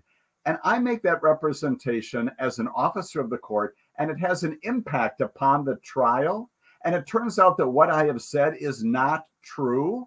Absolutely. You don't do this in front of the jury, but you inquire the following morning, counsel, let's talk about what you said to me yesterday and let me determine whether or not what you said is true or not. That had an impact upon the trial. And therefore, what can a judge do? You bet. Sanction an attorney, money. $500, $1,000, more than that, depending upon what the judge feels, once again, should be imposed upon that attorney for violating the basic rules of the court, which are ultimately, fundamentally being honest, if nothing more. She is not. In addition, my expression, which maybe the viewers watching this on live streaming here saw, she's also plainly, as the judges pointed out, incompetent. Yes, I'll use the I word. Even her singular question today, it is, did you ever instruct anyone to hurt Ms. Carroll in your statements? Huh? What? What does that have to do with damages? And the judge lets it in, and thankfully the whole thing concludes. She had some problems early on, even getting documents in, doesn't understand how to establish what's called a foundation, and the judge has to instruct her on how to do that. This is law school trial practice stuff, and she is plainly not up to this job. Jim, last 60 seconds, New York Times is reporting today that the Manhattan DA is quietly preparing for a Trump trial. I mean, if this thing gets delayed, at least the J6, the March date, do you think Alvin Bragg would be the first to go? Could be. He has always been very gracious, if you will, and saying, you know what, if these other trials if they go, I'm willing to take a second stage to you. But he's got, again, the payoff trial. He's got the hush money trial. It's not a small trial, but it's not that elaborate either. And he's always said, I'm ready to go. He could, I hesitate to say, slip in there. But the judge in front of him could also say, I've got time. Let's try this in a week or so. Let's get this underway. And that could happen. That could be the first trial not only to go, but also the first criminal indictment, as we recall, against Donald Trump a long, long time ago.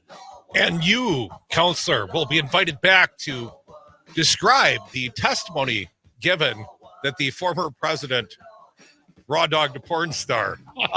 Thank you, counselor, for joining us here on the Devil's Advocates. Jim Santel calling Haba incompetent. Jim, I never thought I'd hear it from you. Wonderful to see you, counselor. Great to be with you as always, gentlemen. Take care.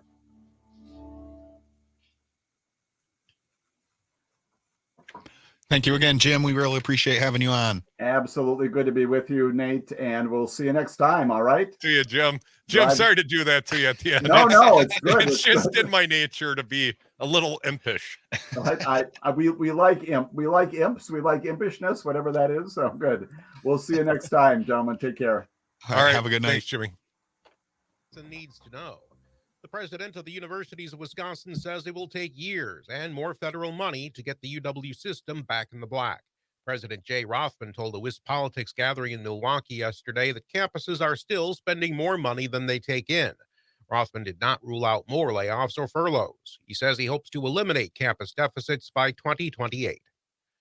Healthcare in rural western Wisconsin will get more challenging after 2 major hospitals and several clinics closed this spring. The AARP's Jim Flaherty says telehealth helps, but many places lack enough broadband. Wisconsin has a great need for stronger, high-speed broadband service. It's got to be affordable and it's got to be accessible. Flaherty says he supports efforts to boost rural broadband. I'm Terry Bell, Civic Media News. Now, here's what you need to know closer to home. For WMDX News, I'm Nate Wuggyhout. County officials are accepting applications for their 2024 Partners in Equity Food Project Program. The goal is to encourage innovative development to bring greater access to local food systems through education and outreach. Area food pantries have seen a continuously rising need in recent years. The county has $40,000 in grants to give to area organizations to increase access to food, strengthen regional agriculture, decrease food waste, and get the community more involved with their food. Snowmobile trails across Dane County have shut down temporarily due to the recent warm, wet weather. The snowmobile trails in southern Wisconsin have been open for less than 2 weeks. Snowmobile experts say that trails are in poor condition due to the recent rise in temperatures. While Wisconsin has over 25,000 miles of snowmobile trails, only those in southern Wisconsin have been able to open this year due to the lack of snow. And that's what you need to know. I'm Nate Wuggyhout, WMDX News. Peggy from Solidarity Realty here. Are you starting the process of buying or selling a home? The last couple of years have left people with so many questions of where to start. Solidarity's team has decades of experience in the community. Let us guide you through one of the hottest real estate markets in the country. Whether you're a first-time home buyer or an experienced investor looking for single-family, multi-unit, or commercial, Solidarity Realty is your local firm here to help you. Don't call the sign. Visit solidarityrealty.com. The Bucks held a press conference. Hi, I'm Mike Clemens with sports. The Bucks beat the Cleveland Cavaliers 126-116 at Fiserv Forum. Milwaukee now 31-13. General Manager John Horst asked, why would you hire a first-time head coach like Adrian Griffin and fire him just halfway through the season? Yeah, someone really wise once said looking back is ego, so I'm going to stay in the present. There's no regrets. I believe in the hire that we made. I believe in the reasons we did it, the process that we went through. And again, Adrian has contributed to this group. Part of why we are where we are today, who we are, is because of him. This was an opportunity about going forward. Bucks host the Cavaliers again tomorrow night. College basketball, Marquette with a win in Chicago, 86-73 over DePaul. Wisconsin getting ready to host Michigan State tomorrow night. NFL, the Packers signing a place kicker, Jack Pudlency, who kicked for the Georgia Bulldogs for 3 seasons. And Jim Harbaugh, who led the Michigan Wolverines to a national championship, is leaving for L.A. as the new head coach of the Chargers. With sports, I'm Mike Clemens.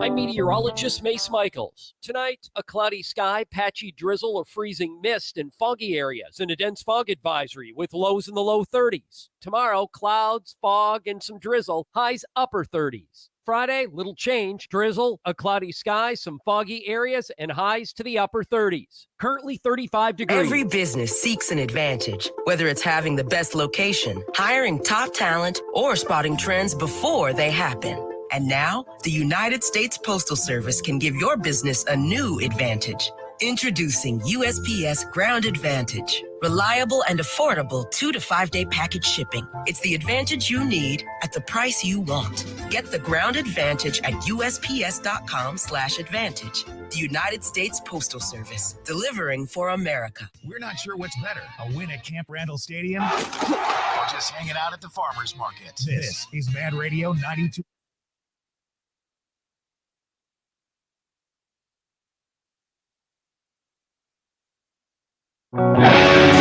Grass-fed, locally raised, 100% organic.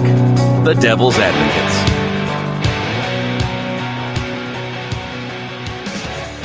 Welcome back to the Devil's Advocates Radio Show. Thursday, that makes it Friday Eve up in here, right, Dom?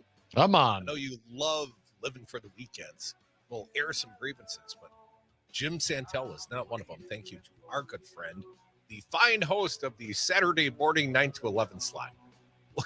Looking to maybe do a rebrand. You know, the problem is the Morning Cannolis program, as you may know it, cannoli is the plural of cannoli.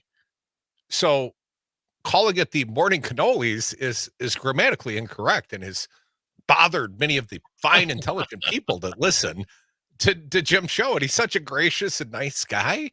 He just let it pass. I feel like we stuck him with that moniker in some way, shape, or form, Dom. You know, we played the... Hey, don't blame me, man. I love me some cannoli. The Godfather. It wasn't me. Well, the Godfather, right? Leave the gun, take the cannolis. He says cannolis. So, of course, that's the way it's always said. And, poor Jim stuck with an ungrammatical morning show. But it's excellent in content. And soon to have a new brand. But you should listen. No matter what they call it, it's damn good radio. Thank you, Jim. You can always be a part of this show. Make this damn good. Some would say the greatest radio show ever. And, people continue to ask me, Dom, I was asked last night, close friends, why are you guys so lacking in humility? Why do you call it the greatest radio show ever? I said, well, damn it, that's the truth. 844-967-2789. I've been listening to the radio my whole life. This is literally the greatest radio show ever. What do you want me to say? You're welcome. Mary from Wauwatosa, welcome. What do you got for us, Mary? Hi, Mary. Hi. Hi, gentlemen. Thanks for this opportunity to express my opinion about what has so many of us perplexed about Donald Trump. A significant part of my life has been that of a caregiver for a relative having a serious mental illness, a lot of suffering there. And as a result, I've had a close-up look at the condition of psychosis, also known as detachment from reality. And one time, at the wisdom and guidance of an RN who thought that family members and consumers needed a better understanding of psychosis, she offered us a course called How to Enter the World of Psychosis. It was revealing. And so in my lay opinion, as we all hear about and from Donald Trump and try with great difficulty to understand him, I think we all have a front row view of psychosis. Just my opinion. I hear your comments off the air. Thank you. Thank you, Mary. Well, Mary, I admire caregivers. And for those that know and listen long enough, you may know that my wife does the Empowered Caregiver show here on the Civic Media Network Wednesday nights. It also plays out Saturdays at 8 a.m. I encourage people to listen to that. It's a big part of the population. So first and foremost, thank you for what you do. But psychosis, I think that gives him the benefit of the doubt, Tom. I don't want to attribute anything other than his own flaws to him. I don't want to blame it on something. He is who he is.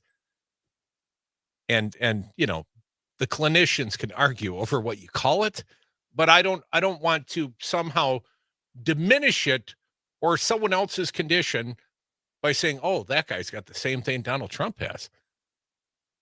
Well, certainly, and thank you for your call. Certainly, Donald Trump has issues. I would say it. Narcissism. Being let off the hook, getting away with things his entire life. But that's not the psychosis. Perhaps there is an aging issue. Nikki Haley's been hitting him on this before. But I would point out the Drudge Report, literally today, has a link to theexpress.com. Concerned White House staff called psychiatrist about Trump's mental instability in 2017. Again, on the Drudge at the-express.com. Let's assume that's the case. So this has been perhaps going on for quite some time. It's certainly concerning. It's hard to, analyze anyone just from what we see in the short time that we have. Of course, Trump's all over the place. But when someone like Donald Trump is posting on a social media like 30 or 40 times late at night, going off the rails, that's not normal behavior. You know what I mean? That's beyond the narcissism. I think there's something there. Is it related to the age? Is it something different? I have absolutely no idea. All I do know is that if that guy was sitting next to me at the bar, I'd be busting his chops and not accepting anything he had to say. 844-967-2789. Dom, before we go to additional callers, be patient for a minute. Let's question what his current mental state might be. Here is fresh reporting from the Washington Post as Trump has come out of the trial today. A visibly angry Donald Trump took the witness stand in New York federal court Thursday, delivering a few minutes of testimony in a defamation damages trial against him before walking out of court in a huff, declaring, "This is not America." He's having a bad day.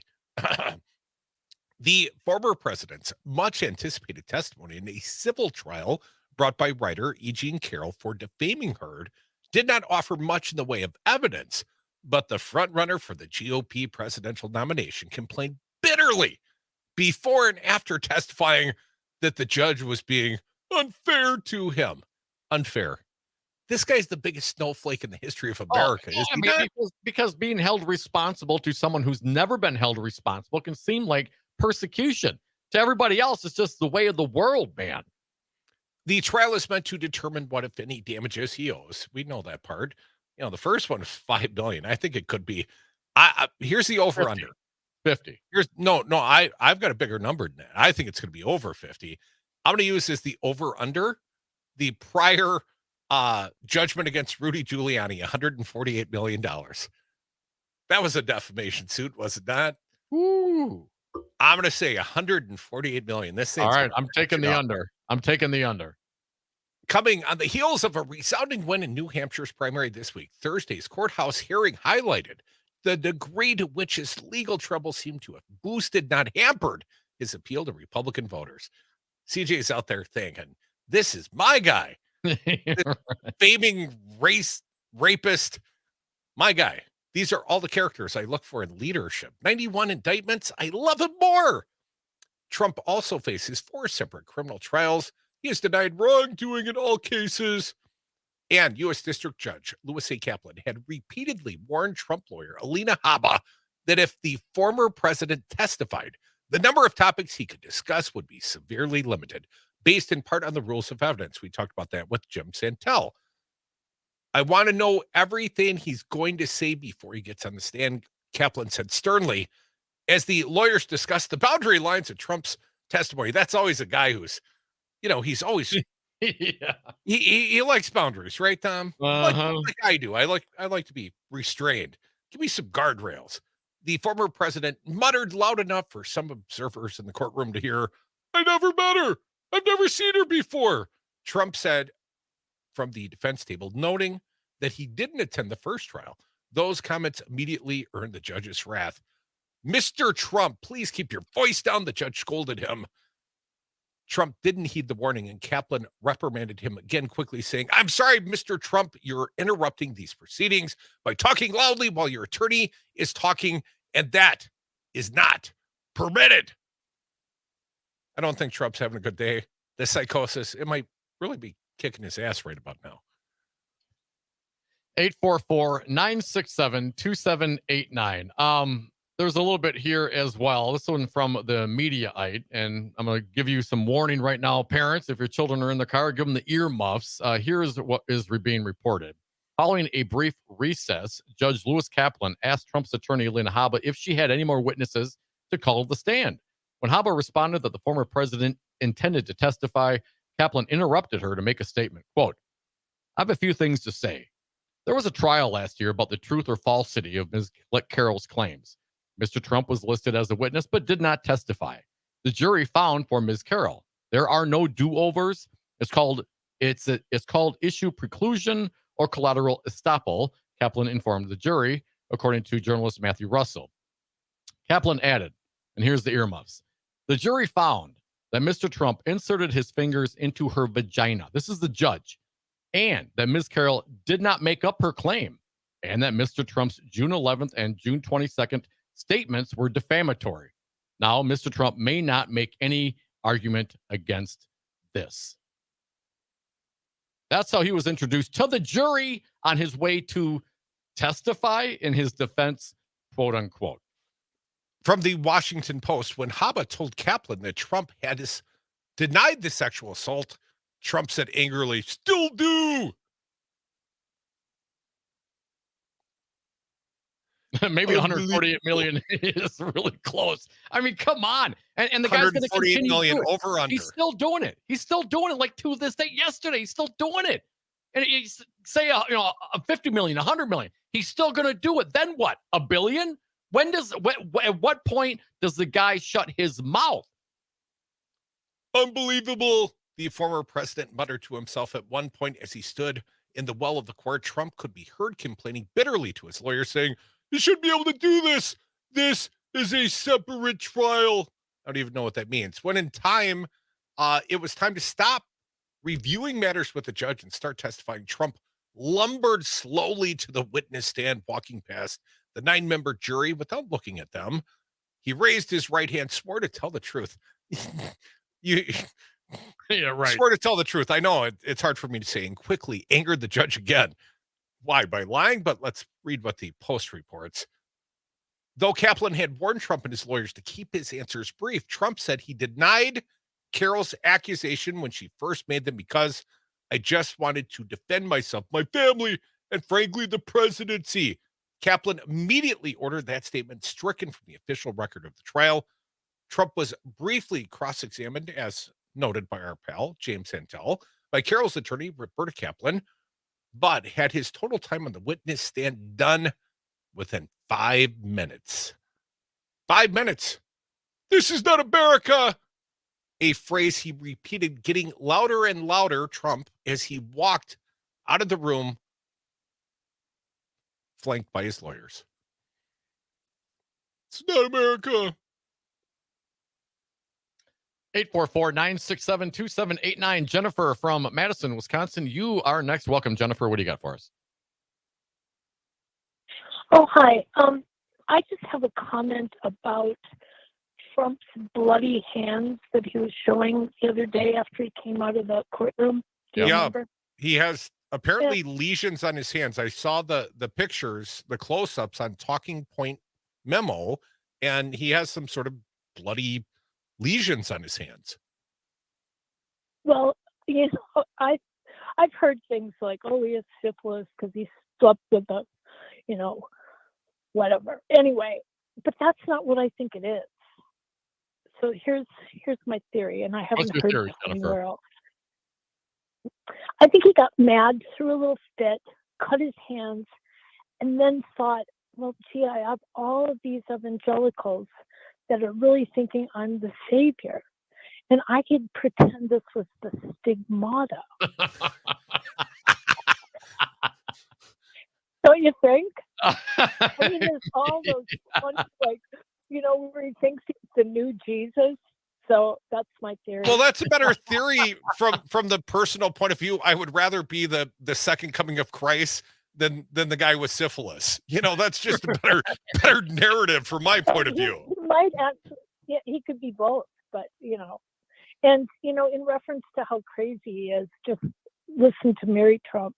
And I've also heard there's some woman, and she's a clinical psychologist, and she's written a book, and I can't remember her name, but you know, there's a lot of professionals in the field that think he's a malignant narcissist. So I don't think it's like speculation on the part of just the general public that he's got a serious problem. Well, being a narcissist isn't, and thank you for the call, Jennifer. Certainly appreciate it. I mean, anyone could be a narcissist if you try hard enough.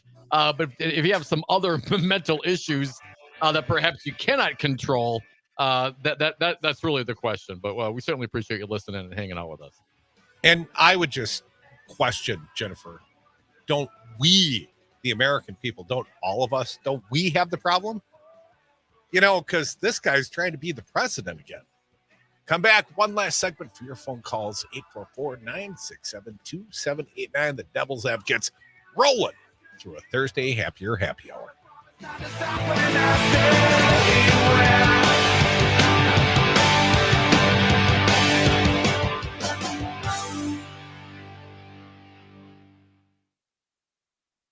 92.7 WMDX. Hey, I'm Andy. If you don't know me, it's probably because I'm not famous. But I did start a men's grooming company called Harry's. The idea for Harry's came out of a frustrating experience I had buying razor blades. Most brands were overpriced, overdesigned, and out of touch. At Harry's, our approach is simple. Here's our secret. We make sharp, durable blades and sell them at honest prices for as low as $2 each. We care about quality so much that we do some crazy things, like buy a world-class German blade factory. Millions of guys have already made the switch to Harry's, so thank you if you're one of them. And if you're not, we hope you give us a try soon.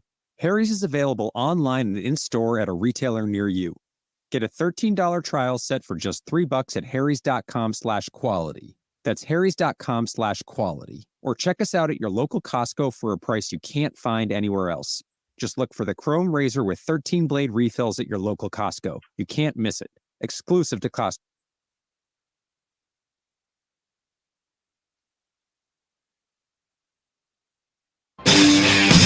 The Devil's Advocates know how to kick ass and chew bubblegum, and we're all out of bubblegum.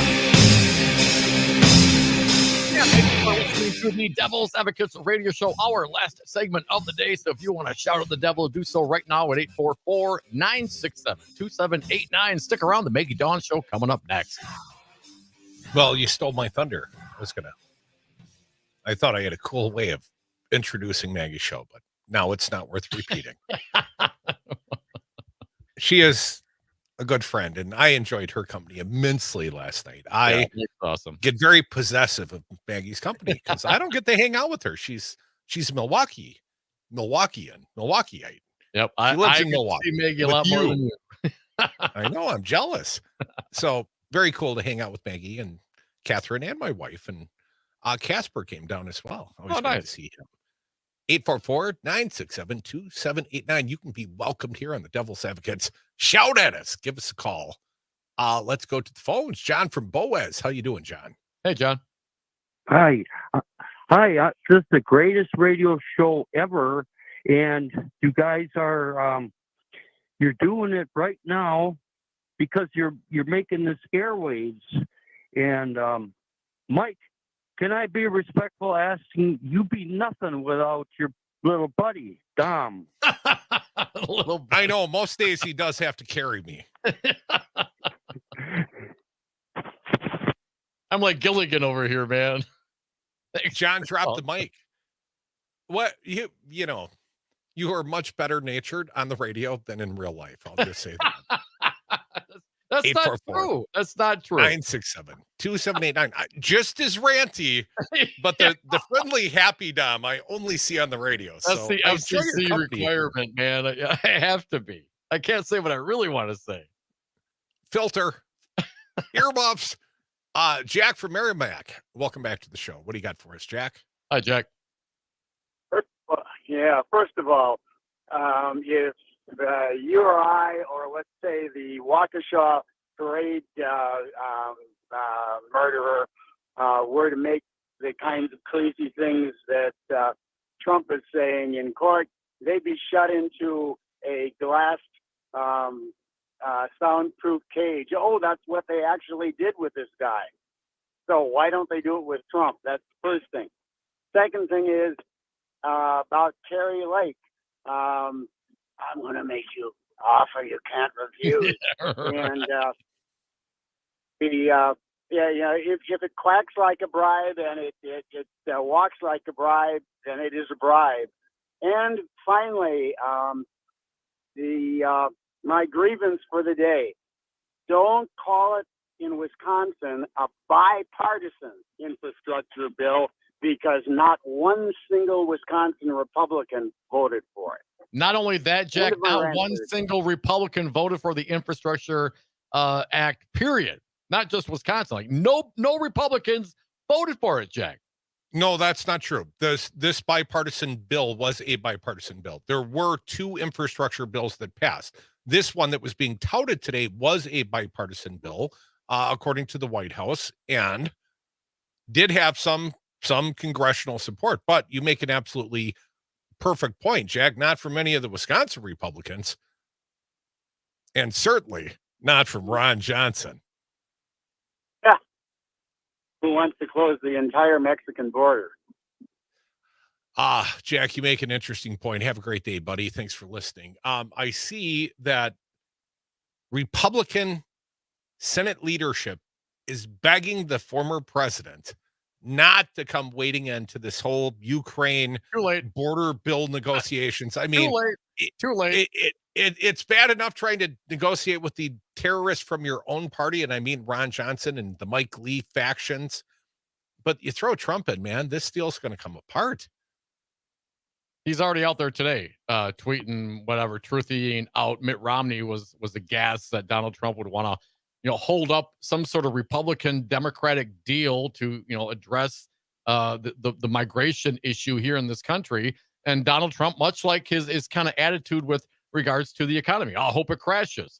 Donald Trump wants bad things to happen, so it hurts his political opponent, and then he can come in on his white horse and his mega crowd and quote unquote, solve the problem then? To sign the same deal that perhaps the Republicans and the Democrats are working diligently on? I mean, what kind of person would want, terrible things to happen to the country that they want to represent, that they live in, that they want to be the president of, just to help their own political aspirations?